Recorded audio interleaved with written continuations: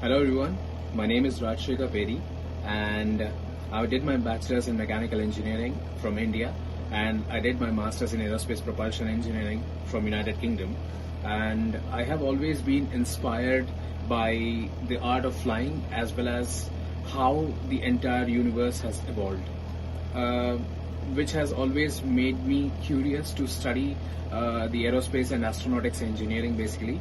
And I am here on my lunar analog astronautics mission 72, and the name of the mission is Titania. And my job here is I'm having the role of a space engineer. I'm a space engineer and a data officer in this particular mission.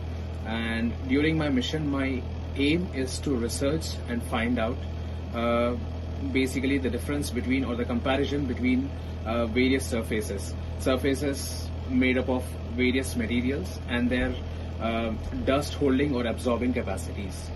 So I hope my research findings would be of some definite help to the upcoming astronauts, engineers, scientists, whosoever are working in this field and trying to find a proper habitat for all of us in the moon.